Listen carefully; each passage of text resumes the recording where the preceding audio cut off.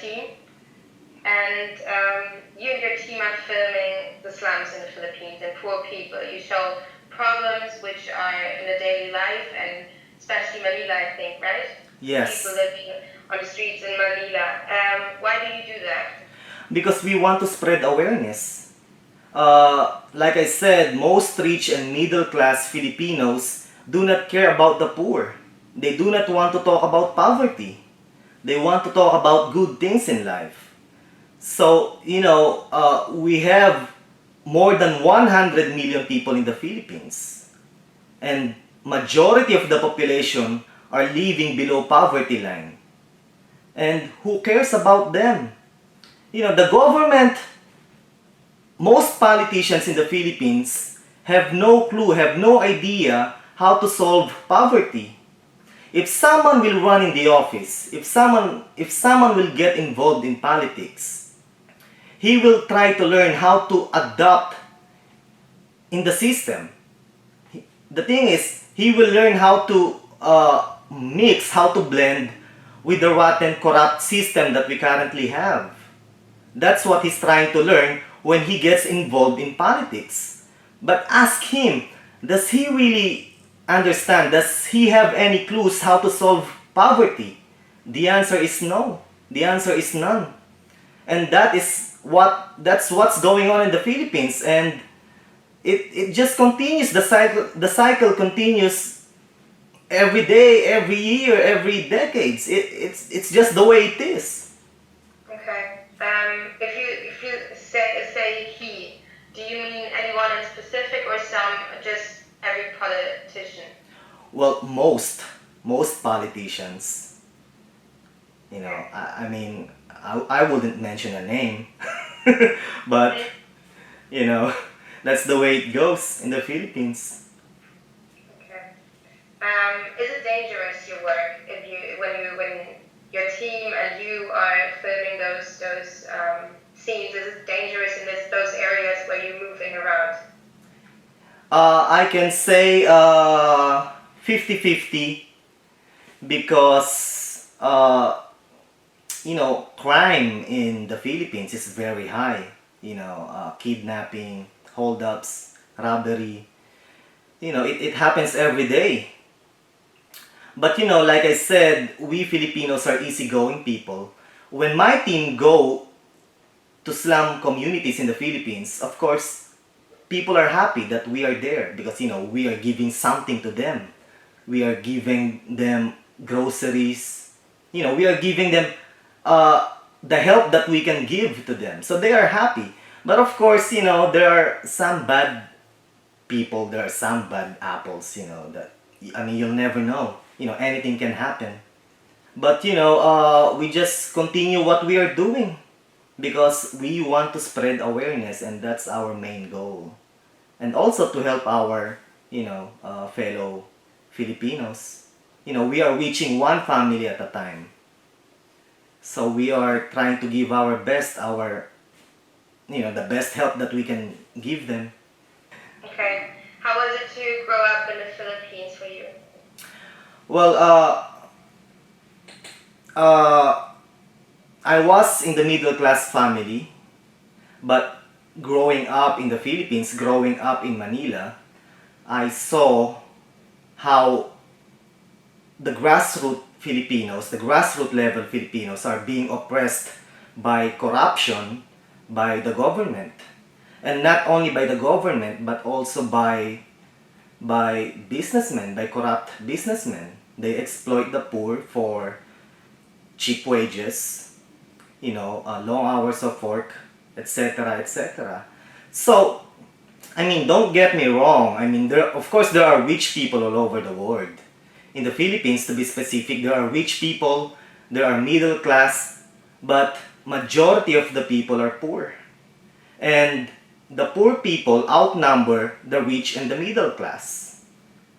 Now, the problem in the Philippines is that most of the rich and middle class people do not care about negative issues about poverty.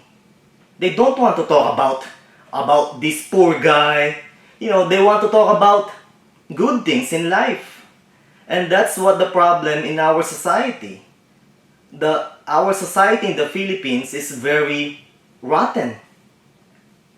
So if you have the money in the Philippines, we have a beautiful country, beautiful beaches, beautiful landscapes. But if you were born poor, uh, the thing is that chances are you will die poor. So that's the problem in the Philippines. Okay. How do you feel when you film those people, or when you see the footage your team has made? Like, how do you feel seeing those children without their parents, so many dirt, and how do you feel seeing those scenes? Well, mixed emotions. I feel sad, of course, but also at the same time, I feel happy because we help them. We give smile to their faces. So it's a mixed emotions, sadness and happiness. Okay.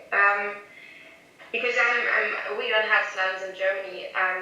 Would it be possible that you just explain me how it is to live in a slum, how it is what's a slum, and how is it to live in a slum? Well, growing up in the Philippines, in Manila, I had some friends who live in the slums. So, I had the experience living with them. Living in a shanty, living in those cardboard boxes. It's a hard life. Uh, it's hard because there's no toilet, no restroom, no clean water. And most of the houses there in the slums have no electricity, though they have illegal connection. Instead of paying directly to the power company, they have this sort of illegal connections where they pay cheaper. But it's a hard life. It's the smell. You will smell it. You will smell this nasty smell, and and it's humid. It's hot.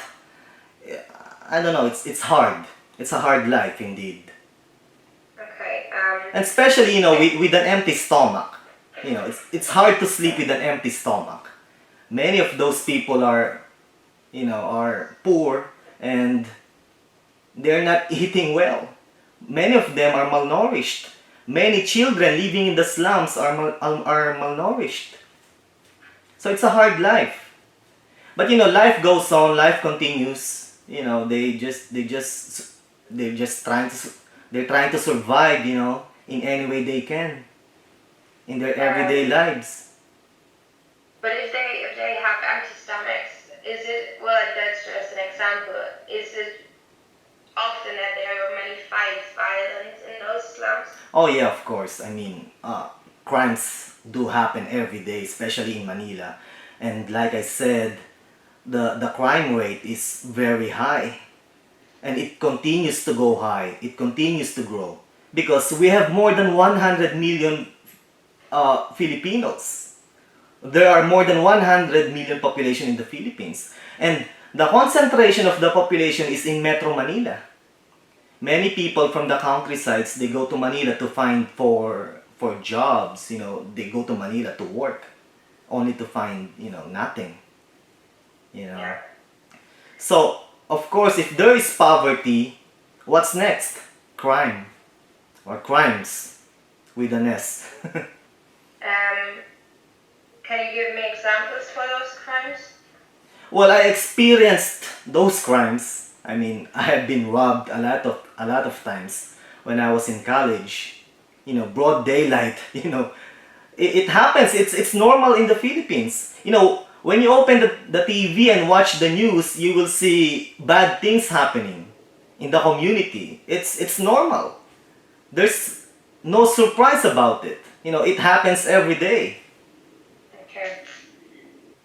Um, can people get out of the slums? Is there any possibility, or are they hopeless because children go to school but they never finish their high school? They're just like leaving because they have to work for their parents or something like that. It's impossible. Of course, there are some stories where people are, they get out of the slums and get good jobs. There are those good stories.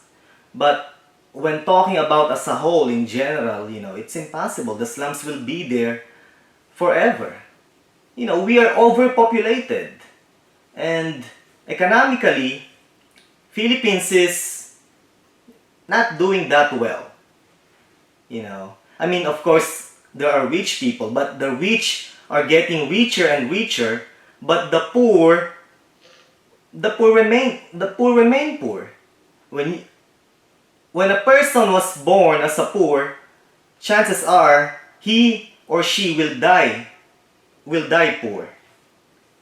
So, what we need in the Philippines is a social revolution, because the current government that we have is, I don't know what's the right word for it, but I'm talking about the whole structure of the government. It's rotten, it's corrupt. What we need in the Philippines is to destruct the current structure of our government and build a new one. Because it doesn't matter who the president is. We have a new president now. We're gonna have a new president 6 years from now. It doesn't matter. Everything will be the same. Because the structure of our government is rotten and corrupt. Like I said, those politicians who run in the office, they have no clue how to fight poverty. When they go to politics, what they learn is how to blend in the system. Who the person to talk to, how to deal with that, how to deal with those. That's what's going on in the Philippines. So, people escaping from the slums, I don't know, it's not gonna happen. So what we need is a social revolution. What we need is a brand new government. Yeah. Okay. So the Philippines are really, really strong in the news today. In Germany, everywhere in the world. The main topic everyone's talking about is the drug war. And because you are filming in the slums and helping the poor, how can you describe, or how is there a connection between poverty and drugs? Well, drugs are everywhere in the Philippines. It's sad because drugs kill our communities. Drugs destroy the future of our youth. And it's sad, really. But the thing going on in the Philippines right now is that it's far more worse than before because of the so-called extrajudicial killings. Because now there's a fear looming in the air. Now it's easier for the poor to get killed than before because of the so-called extrajudicial killings. And it happens every day, every night. Violence will result for more violence. It's a chain reaction. Violence will lead for more violence. So it's frightening, really, especially if you are poor. Because no one from the top values your life. They can kill you easily. And it's frightening, really. So, where's the humanity? Where's the sense of humanity now in the Philippines? It's frightening. Is it more, are the extrajudicial killings happening more in the slums or in the poor areas of Manila, for example? Of course in the slums. Because the poor people, they have no voice. They have no money to hire lawyers. So the police, well, it happens anywhere. You cannot just simply touch the rich people, because they have money, they have power. So where do they go? Where do the police go? Where do the vigilantes go? To the slums, to the poor communities. Because they are easy targets. And not only that, but they also kill the drug addicts. Drug addicts are victims. They are not ought to be killed. They are victims. The people who are need to be punished are the drug dealers, not the drug victims, not the drug addicts. The thing going on in the Philippines is that, let's say, someone hates me or someone envies me. He can go to the barangay, he can go to the police station and tell those police that, hey, this guy is a drug addict. So now the police will knock on my door. I am poor, I have no voice, I have no money. I'm an easy prey, I'm an easy target. So many of those victims of the so-called extrajudicial killings are innocent. And that's what's going on in the Philippines right now. But why are they being killed? So like, what is Duterte's goal behind that? Why is he willing to kill every drug addict and drug pusher? Why does he do this? Because, they say that they want to clean the community. President Duterte keeps saying that he wants a drug-free Philippines. I mean, it's very vague. I mean, no one goes to justice. There's no judicial process. Someone can just knock on your door and shoot you, and then that police or that vigilante can say that, oh, he resisted. So we shot him. There's no judicial process. There's no warrant of arrest. They will just knock on your door. Duterte is a name for probably every Filipino before he became president already, because he was a principal in Davao. He was a mayor, yeah. Mayor, yes. How did you feel when you realized that he's going to be the next president? Well, majority of the Filipinos were happy. Me, personally, I didn't care because I knew that everything will be the same. Like I said, what we need is a whole new social revolution. We need a new structure of government. So I didn't care. But, Filipinos are tired of corruption. Filipinos are tired of lies. And they found Duterte very appealing to the people, to the mass. And they found hope in him. They found a new beginning in him. But do you think it's a possible way to kill so many people just to get a clean Philippines? Well, I do not agree with it. You cannot just kill someone. Of course, I mean, it's really nice to imagine that the Philippines is a drug-free country. It's really nice. But in what way? You cannot just kill someone without a judicial process. So I do not agree with it. Many people do not agree with it. The church doesn't agree with it. And even the international community do not agree with it. Okay. Do you understand why the national community and foreigners don't understand the point where the Philippines came from and why they support a president who's killing over 3,000 people within the last month he was president? You know what? I find it very amusing that majority of the Filipinos do support him. They support him. The fact that hundreds, thousands of people have died already because of the so-called extrajudicial killings. And majority of the people, especially the youth, support him. And I find it really, really amazing. But you know what, to be honest, President Duterte is giving a bad example to us, especially to the youth. It's like telling them that it's okay to kill a drug addict. It's okay to kill a drug pusher. He's giving a bad example. And like I said, violence will lead to another violence. It's a cycle. It's a chain reaction. So, yeah, there's a big fear looming in the air in the communities, especially in the slums, because of the so-called extrajudicial killings.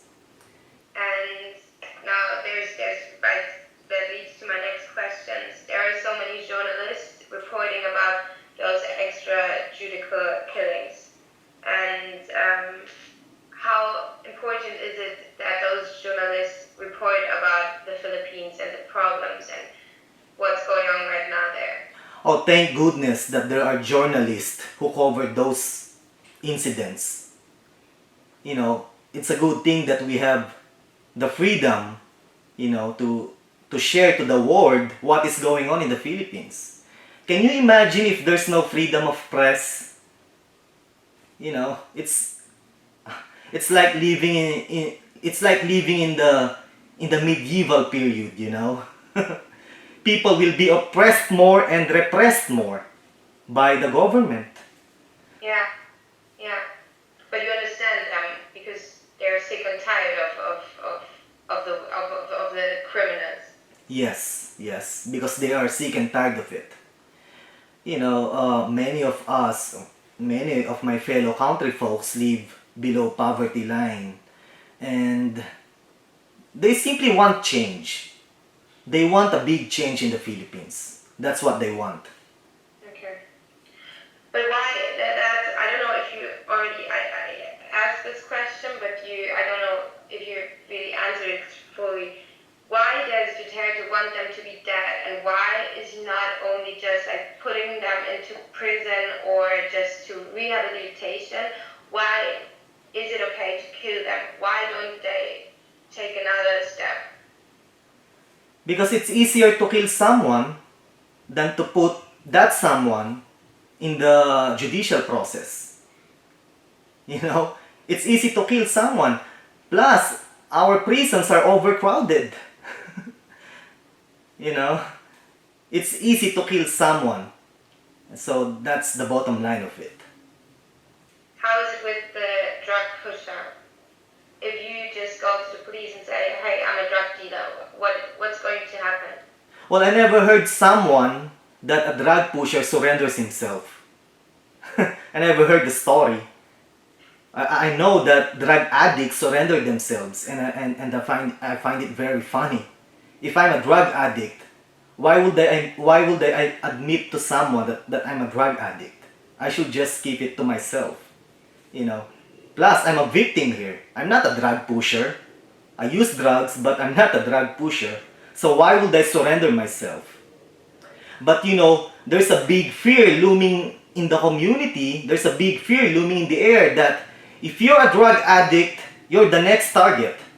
You're the next victim of extrajudicial killing without a judicial process. So a lot of people, thousands of drug addicts, mostly in the slums, surrender themselves to local officials. You said that the drug addicts are victims. Uh-huh. Why are they victims? If they don't go to the police and they don't know it, are they still victims? Well, what I said was the drug addicts are the victims. Victims by those drug pushers. The people who need to be punished are the drug pushers, not the drug addicts. Because once you take drugs in your body, it goes into your head, you get addicted. It's a disease. They should go to rehab, to a rehabilitation, and not to be killed by a vigilante or by a policeman. The people who need to be punished are the drug pushers, not the drug addicts. But unfortunately, the thing going on in the Philippines is everybody's a victim. You're a drug addict, you're a drug pusher, it really doesn't matter. They will get you. And do you see it? If I say that drug pushers probably are really poor, they don't see any other income, especially the people who are not like the big fish, just like the small fish. They just see it as a solution to earn more money. Well, sad, isn't it? Because there are no jobs for them. There are no other options. There are no other resorts for them. And drugs are very rampant in Manila. So the only solution is for the people to get out of poverty. And it's easier to be said than done, of course. There's no there's no single answer for it.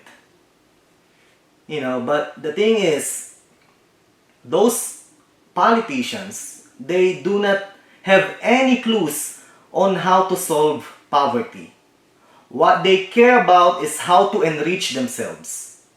How to make rich, how to make proper connections in the government, in the community, in the society of the Philippines.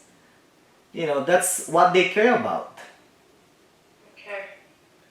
But you would explain it also with their history, that they're just like sick of everything. They just want something new, and Yeah. they saw it in him, because Davao seems like a pretty good place now.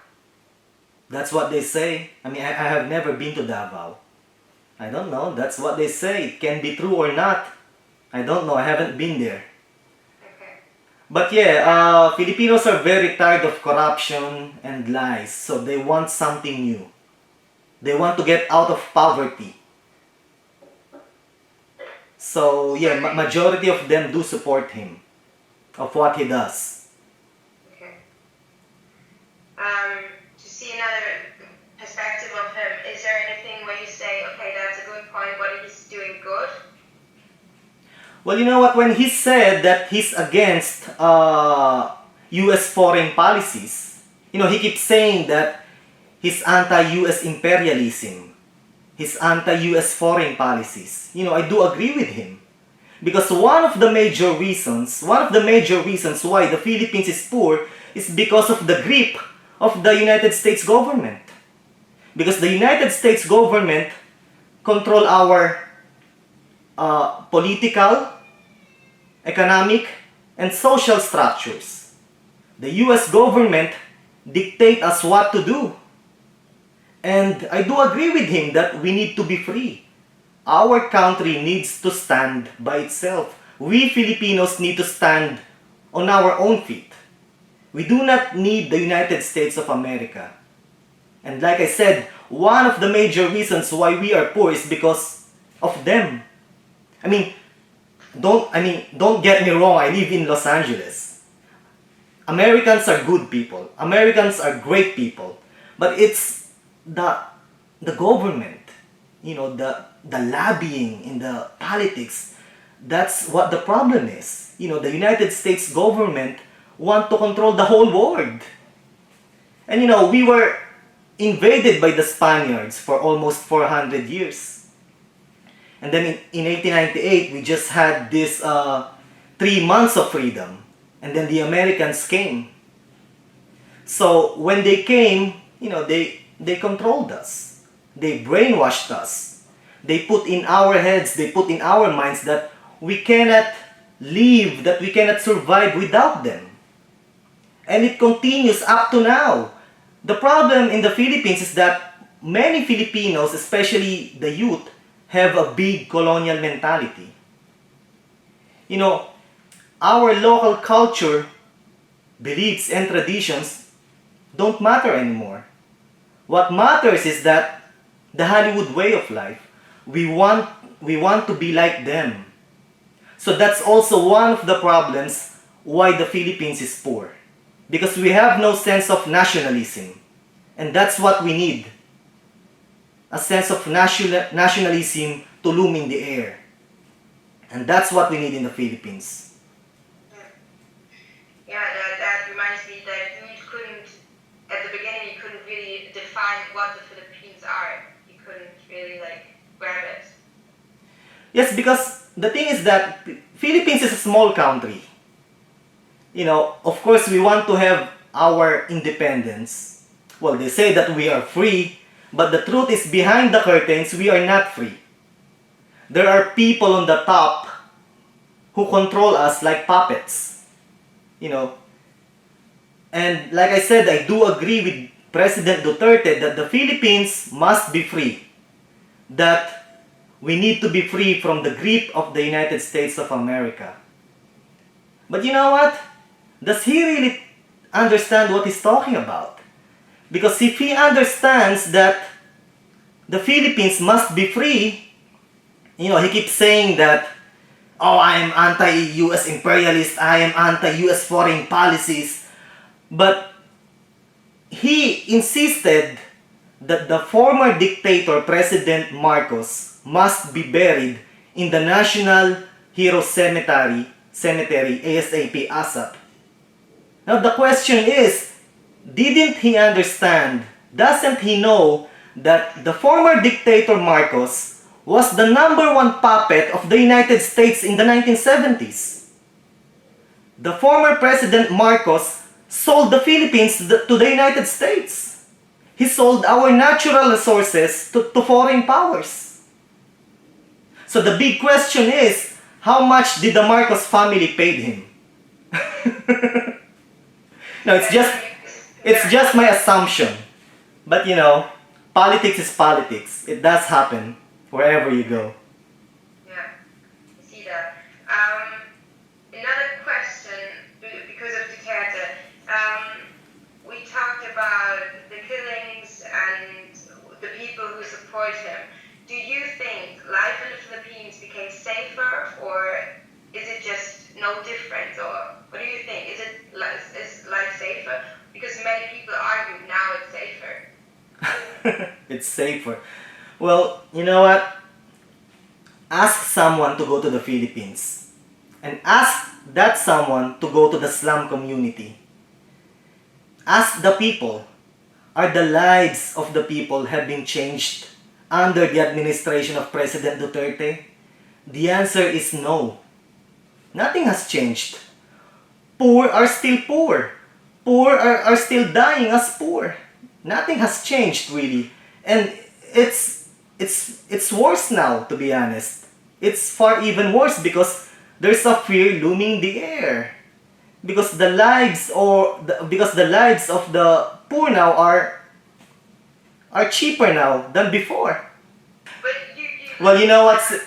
70% of our population live below poverty line. That's the statistics. The poor outnumber the rich and the middle class. Of course, like I said, there are rich people and there are middle class, but majority of the population live below poverty line. So yeah, kill those drug addicts, kill those drug pushers. Yeah, it will be a safer country. It will be a safer place. Out of the expense of those victims. Only tourists and rich people are left. Yeah. Just the rich and middle class, no more poor. Yeah. Since July, so many people died. The drug rehabilitation centers are over-challenged and the prisons are full. That's what you said. How do you think this development is going to continue? Well, there's no end of it. The killings continue. They say that they are building drug rehabilitation centers. President Duterte went to China and borrowed money from the Chinese government. He said that his administration is going to build drug rehabilitation centers. Well, let's see. Let's see what's gonna happen. Do you have any feeling on the developments? How do you think, what do you think personally, how it's going to develop? About what? About the life in the Philippines, about the drug addict, about the drug war. About the Philippines as a whole? As a whole, and as in specific, the drug war. Well, the drug war, there's no end of it. I mean, it's not an easy task. I mean, you cannot solve drug problems in the Philippines in just one day. Drugs is a big problem, not only in the Philippines, but in the whole world. In the US, Americans are the number one consumers of drugs. There's no end of it. In the Philippines, to be exact, there's no end in sight. It's gonna take years, decades, and who knows what's going to be the result of it? You know, I don't see any end of it. I don't see an end to those killings. Now, about the drug rehabilitations and stuff, I don't know. Let's see. Now, about the foreign policies of President Duterte, it's really frightening, really. It's scary because of the issues going on in Southeast Asia. You know, and now he wants to make an alliance with China and Russia. You think it's gonna be that easy? You think that the US will just let the Philippines go just like that? It's not gonna happen. It's not gonna happen. Because, the Spratly Islands in the Philippines, the Chinese and the Americans want that part of the Philippines so bad. They want that region so bad. Why? Because they discovered that that region is rich in natural gas. Natural gas is the future of planet Earth. So that's why China and the US want the Philippines so bad. So, what's going to be the future between the alliance of the Philippines and the US? Only time can tell. Only time will tell. So right now it's really, really vague. I don't know what's gonna happen, really. Tomorrow never knows. Yeah. About the life of the ordinary citizens in the Philippines, like I said, nothing has changed. Everything is still the same. Do you think it's just one last question? Do you think it's a problem that the international newspapers just now started to write about the Philippines and the problems going on there? If nothing had changed, if this problem was here before, the drug abuse and also those killings. Of course, the killings rise, but would you say it's problem that we haven't noticed the Philippines and their problems before? Well, now it's all over the news, it's all over the internet, it's all over the world, really, because the drug problem in the Philippines had been there for decades, for years. But now that there is the thing going on, the extrajudicial killings, and people are aware of what's going on. So, the local media and the international media are on us. The effects, there are good effects and bad effects. The bad thing is that, we are having this bad publicity about our country. We are having this bad aura about what's going on in our country. So it is bad for us, it is bad for our Filipinos, it's bad for the tourism. But also, the positive side is that people are aware. The international community is aware of what's going on in the Philippines. So that's a good thing. Because without the international media and the local media, then, people will be oppressed and repressed. Just really one last question, because tomorrow I'm gonna talk to a woman. She's a journalist and she is from the Philippines. She's going back to the Philippines and she wrote an article in a German newspaper, and she said it's going back somehow. It's for her going back to hell because she's been oppressed and put under pressure by so many locals and Filipinos. You say Filipinos, right? Filipinos, yeah. Filipinos, and she says it's the second dangerous country for a journalist. It is. How do you imagine, or how can you just tell me a little bit more about the life of a journalist and the work for a journalist in the Philippines? Well, the job of being a journalist is really dangerous wherever you are. Now let's talk about in the Philippines.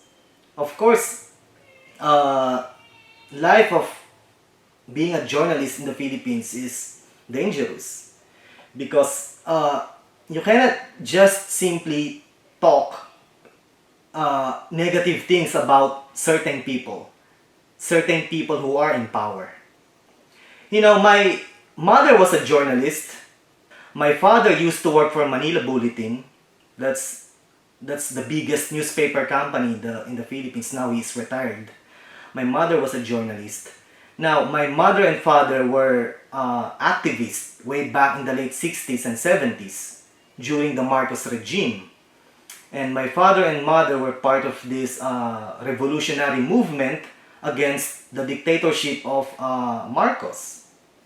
So many of my father and mother's colleagues were jailed, tortured. Some of them went missing.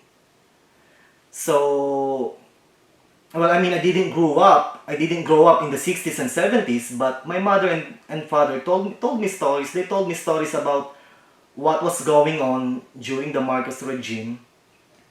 And of course, I did my research, I did my homework about what was going on in the Marcos regime, during the Marcos regime. But yeah, I'm just giving an example of how dangerous the life is of being a journalist in the Philippines because my mother and father experienced it. My mother and father were jailed numerous times because they were talking bad things about the regime, and they were jailed and tortured, you Yeah. know. And like I said, if you are an activist in the Philippines, or let's say you're a journalist who talks about negative things about certain people, you know, there's a big chance that you might just disappear without any trace, you know. It does happen in the Philippines. Okay, perfect. That was a really, really good interview. Thank you so much. I'm sorry about my speech. I mumble my speech too much. No, You know, I don't know. I was really afraid, or I was worried a little bit because you said you have such a strong I accent, but I understood everything so good. I You mean, have such a good if English. I was speaking in Tagalog, in our own native tongue, it will be better for me. There will be No, no it's mumbling of perfect. speech. But of course, English is my second language, so Yeah, no, I really pardon my understood. accent, pardon the way I speak. No, no, and you gave so many good information. So, and you talked so good. I can use so much of that. That's so perfect. I thank you so much. That's really good. Yeah, I liked it very much. All right, Perfect. yeah. We're all done. Yeah,